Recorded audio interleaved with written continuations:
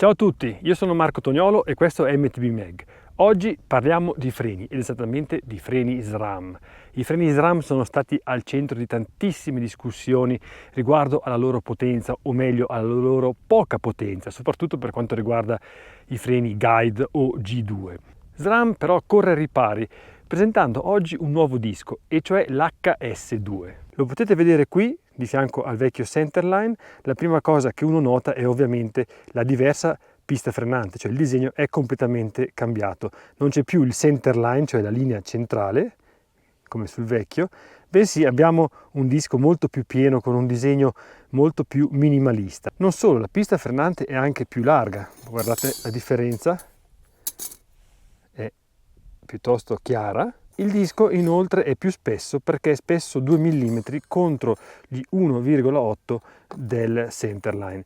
Poi lo vedete anche qua sulle razze che sono coperte da un rivestimento nero, mentre sul centerline il disco è di un materiale unico. Lo scopo di queste modifiche è chiaro ed è uno solo, a dire la verità, e cioè quello di ridurre il surriscaldamento dell'impianto frenante. Quindi ridurre il surriscaldamento del disco, il che vuol dire che si riduce il surriscaldamento della pinza. Quindi ragazzi, attenzione, non si tratta di un disco che renderà i vostri freni più potenti. Infatti SRAM dichiara che il freno può diventare più potente del 7%, diciamo che pure che è un aumento veramente insignificante. Però il punto è che se il freno si surriscalda di meno, cioè nelle discese lunghe e ripide, sarà necessario stringere con meno forza la leva del freno. Questi dischi vanno bene su tutti gli impianti frenanti SRAM, quindi i Code, i G2, i Guide, i Level. Noi l'abbiamo provato per ben 2 mesi, o anche forse di più di 2 mesi, su un impianto Code R montato sulla Specialized Status di Axel, che è stato usato tantissimo in bike park, quindi con moltissime discese, e potete vedere quindi dalle immagini che non è stato sicuramente risparmiato.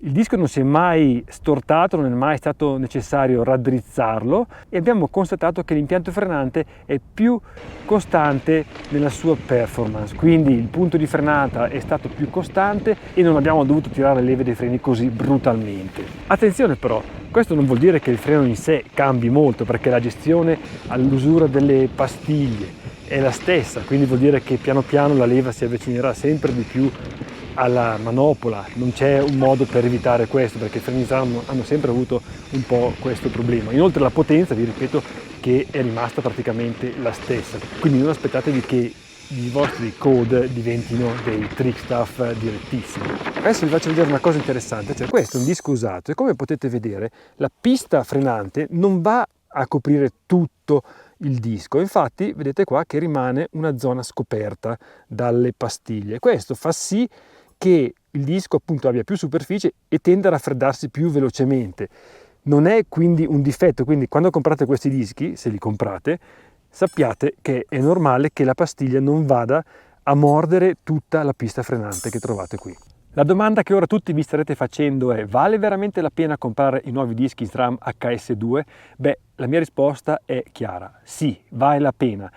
Vi ricordate che in tanti altri video vi ho detto che per migliorare l'impianto frenante Guide soprattutto, io ho cambiato i dischi mettendo per esempio dei Galfer. Mi è successo sulla Specialized Stump Jumper 2021 e su altre bici.